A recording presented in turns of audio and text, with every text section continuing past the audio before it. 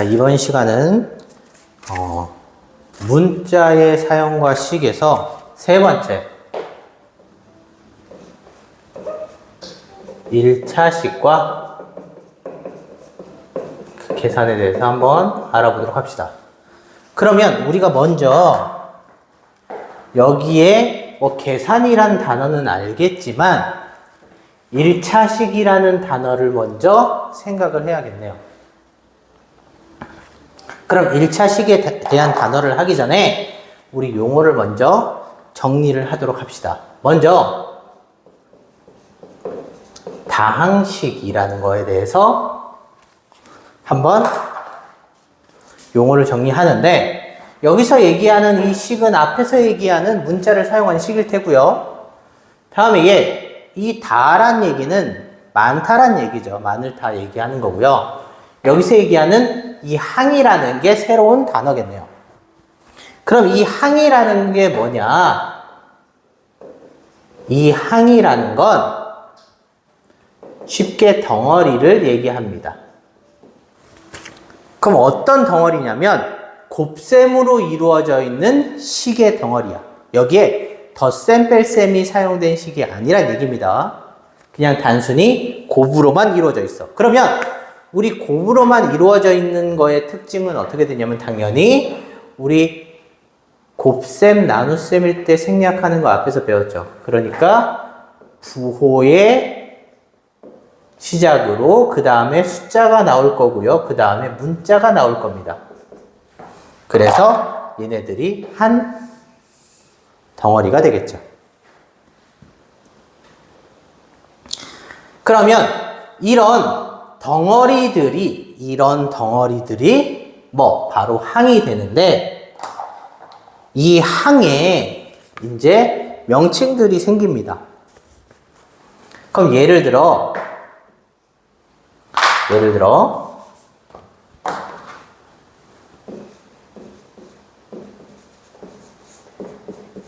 이렇게 있다고 칩시다. 그럼 우리 이 항을 묶어보면 여기 보니까 문자, 숫자, 부호인데 플러스가 생략되어 있지. 이 뒤에는 당연히 뺄 생각이니까 이게 한 덩어리가 되겠네. 다음 두 번째, 여기도 문자, 숫자에 요거 원래 뺄셈이지만 얘를 여기에 있는 부호라고 생각하는 게 좋아요. 그래서 요렇게 한 덩어리가 됩니다. 다음에 얘는 문자를 봤더니 문자가 없죠. 문자가 없고 숫자 있고 부호까지만 있으니까 이렇게 한 덩어리라고 생각을 합시다. 이때 요렇게 항이 있는데 이 항이 한 개 이상인 식을 다 다항식이라고 합니다. 그러면 이 다항식 말고 또 뭐가 있냐면 단항식이라는 게 있어요. 다항식은 항이 한 개 이상이라 그랬어. 근데 이 단항식은 항이 한 개인 항을 단항식이라고 합니다. 그러면 여기서 예를 들어 얘는 단항식이 안 되지만 여기 있는 항 하나를 떼왔어. 얘는 단항식이 되겠죠. 그런데 우리가 여기서 얘기하는 이 다항식이나 1차식을 얘기할 때는 항상 간단히 정리되고 나서, 우리 앞에서 연산하는 거 했었죠. 간단히 정리해서 확인을 해야 된다는 얘기입니다. 자, 다음에 이제 항 하는데 여기 항 말고 또 하나가 있는데 상수항이라는 게 있어. 여기서 얘기하는 이 상수라는 거는 그냥 숫자 얘기합니다. 우리가 알고 있는 숫자. 그래서 수로만 이루어진 항을 상수항이라고 합니다. 그럼 여기서는 얘가 상수항이 되겠죠.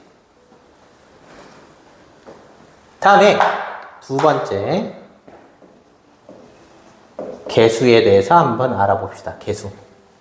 이 개수는 뭐냐면 우리가 이 항에서 문자 앞에 곱해진, 그럼 문자 앞에 누가 곱해졌어? 부호랑 숫자가 곱해져 있죠? 이 문자 앞에 곱해진 애들을 개수라고 합니다. 그럼 여기 있는 이 항인데 이 항도 이름을 매길 수 있어요. 어떻게 보통 이름을 하냐면 이 항에는 문자가 뭐야? X죠. 그래서 얘는 X항이라고 합니다. 다음 얘는 Y가 있죠? 얘는 Y항. 그럼 얘는 아까 얘기했던 상수항 이렇게 됐는데, 그럼 요 x항의 개수는 뭐? 여기 문자 앞에 곱해진 거니까 이 항에서 문자만 싹 가리면 개수가 되겠죠. 그럼 2가 되겠네.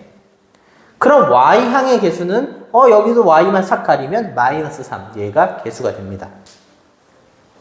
그래서 이렇게 확인을 할 수 있겠죠. 그러면 우리가 이 다항식을 했으니까 우리 여기 나와 있는 이 1차식이라는 걸 한번 알아보도록 합시다. 여기서 얘기하는 이 1차식이라는 거 하기 전에 이 1차라는 건 뭐를 의미하냐면, 우리가 이제 문자가 사용된 이 항에 차수라는 게 있어요. 그럼 이 차수라는 건 뭐냐면, 얘는 문자가 곱해져 있는 개수입니다.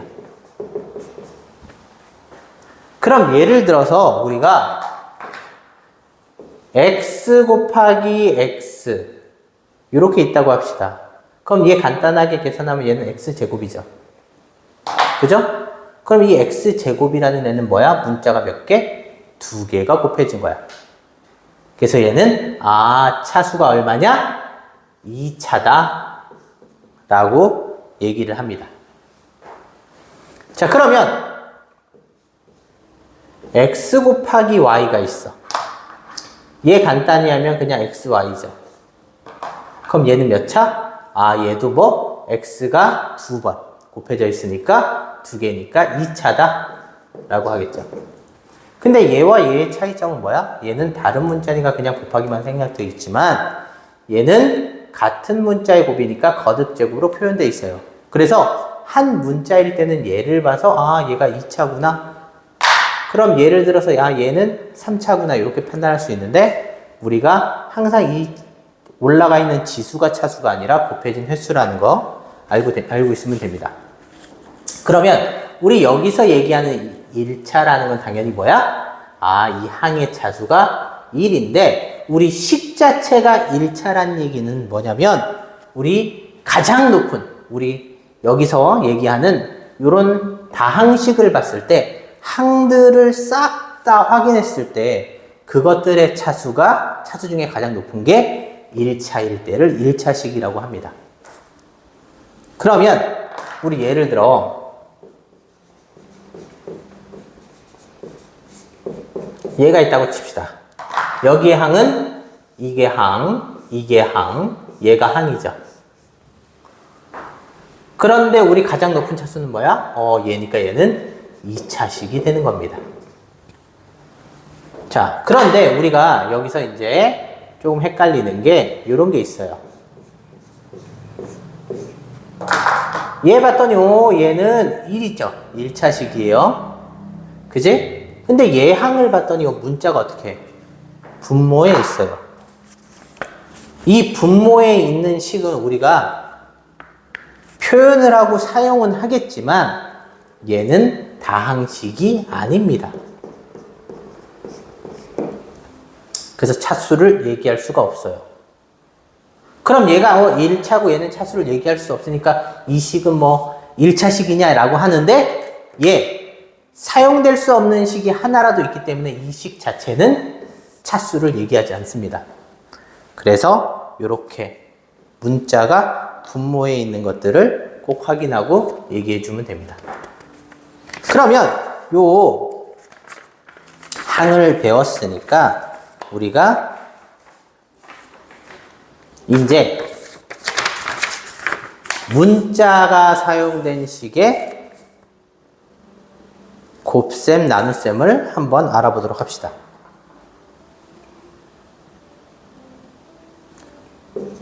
곱셈, 나눗셈. 우리 얘도 뭐 앞에서 한 거랑 똑같아요. 똑같아. 그러면 뭐 앞에서 사용한 것처럼 뭐 마이너스 2 x 곱하기 3 곱하기 x 이런 게 있다. 여기에 마이너스 4 곱하기 x 곱하기 y가 있다. 그럼 앞에서 배운 거랑 똑같이 여기 뺄셈이니까 얘 나눠서 생각하고 제일 먼저 뭐 해? 부호 생각하고요. 그 다음에 숫자 계산하고요. x제곱 이렇게 계산하겠지. 다음 얘 뒤에 숫자에 문자 이렇게 쓰면 되겠죠. 이렇게 계산을 하면 됩니다. 자, 그리고 나서 또 우리가 이제 또 해야 되는 게 또 이런 게 있어요. 당연히 얘는 뭐야? 요거부터 하는데 우리 얘 문자랑 문자를 빼기 하는 거는 우리 뒤에서 한번 배우기로 하는데 얘가 계산이 안 돼요. 이때는 어떻게 하냐? 앞에 곱해져 있는 걸 나눠줍니다. 이게 분배 법칙이었죠? 자, 그래서 이 분배 법칙을 이용해서 곱하기니까 곱하기 생각해서 썼어요. 다음에 부호 플러스의 숫자의 문자는 y 이렇게 정리할 수 있습니다. 그래서 우리 계산을 할 수 있겠죠. 그래서 곱셈 나눗셈 잘 하는데 우리가 얘 말고 뭐 식이 이렇게 분수식이 있다라고 해도 마찬가지입니다. 자, 얘 어떻게 계산을 하냐면 얘 당연히 얘 곱하기 역수 만드는 거야. 당연히 이 y는 위에 있으니까 내려오고요. 됐죠? 그러면 얘를 나눠주는 거죠. 그럼 제일 먼저 부호는 플러스, 숫자는 3분의 4가 되겠죠?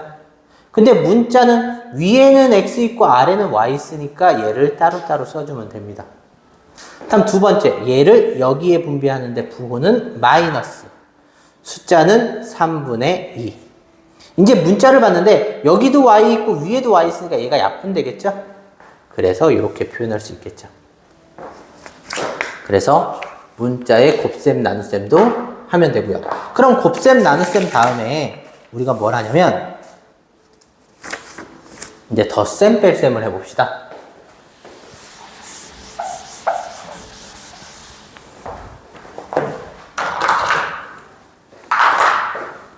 자, 덧셈 뺄셈 하기 전에 우리가 뭘 하냐면 동류항이라는 애를 확인을 해야 됩니다.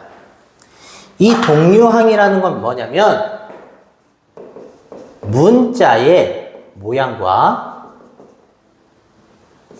차수까지 전부 다 같은 항을 동류항입니다. 항이라고 하는데 우리가 이 동류항에서 찾는 거는 뭐 앞에 붙어있는 여기 숫자는 전혀 신경을 쓰지 않아요. 그럼 예를 들어 3x라는 애가 있고 마이너스 2x라는 애가 있어. 그럼 우리 요 항 두 개를 봤을 때 문자만 비교하는 거죠. 얘는 뭐? 모양 x로 똑같고요. 차수는 한 개씩 있는 거니까 동류항이라고 얘기할 수 있어요. 그럼 이번에 이렇게 붙어 있으면 얘는 문자의 모양은 같지만 차수가 틀려서 동류항이 아니겠죠. 또 다른 예를 들면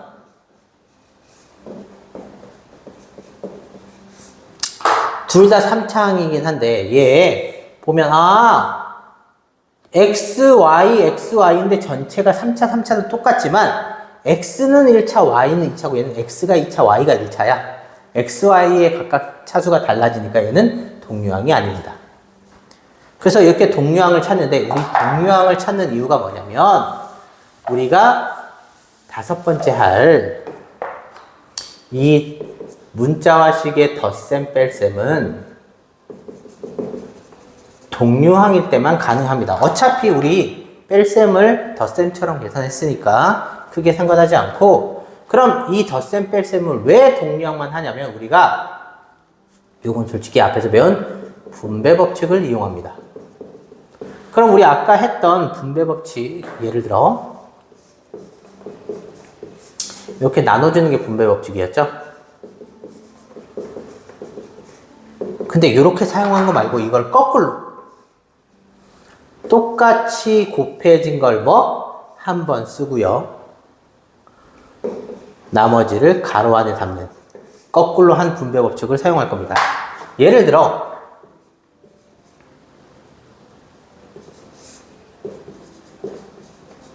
얘가 있다고 칩시다. 얘 둘 다 xy를 가지고 있는 xy항 맞죠?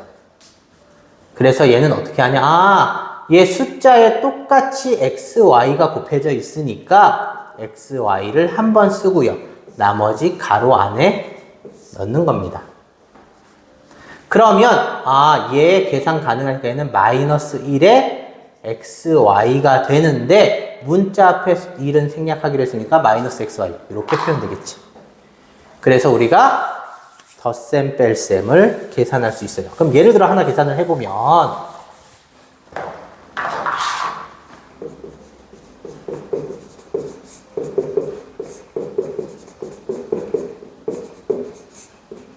얘가 있다고 칩시다.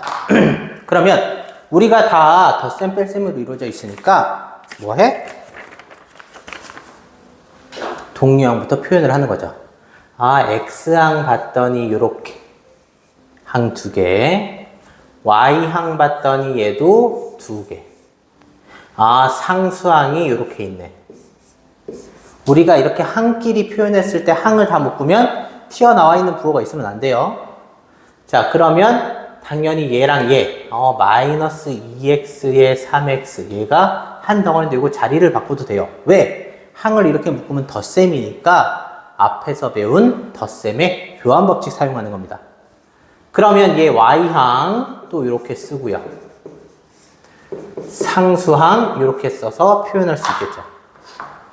그러면 얘네 두 개 항을 비교하는데 당연히 곱해진 x를 한 번 쓰고 나머지 가로 안에 담아서 쓰면 되죠. 다음에 얘 뒤에 것도 y가 똑같이 곱해져 있으니까 나머지 가로 안에 담아서 쓰면 되죠. 숫자는 그냥 계산할 수 있고요. 그럼 얘는 플러스 1인데 생략하니까 x가 되고 8y에 마이너스 2 이렇게 계산이 되겠지. 근데 우리가 이제 계산할 때 이렇게 한 줄 쓰지 않고 이제 동류항이라고 했을 때는 뭐 하면 돼? 숫자끼리만 계산해서 그냥 같은 문자 앞에 달아주면 됩니다. 얘도 y항이야 y 쓰고 숫자끼리만 계산해서 넣어주면 된다는 얘기죠. 그래서 우리가 덧셈 뺄셈까지 하면 우리가 이제 문자가 나와 있는 덧셈 뺄셈 곱셈 나눗셈을 이용한 사칙 연산을 다 할 수 있다는 얘기죠. 그래서 연산을 자유롭게 하도록 연습을 많이 해야겠죠. 네, 이상입니다.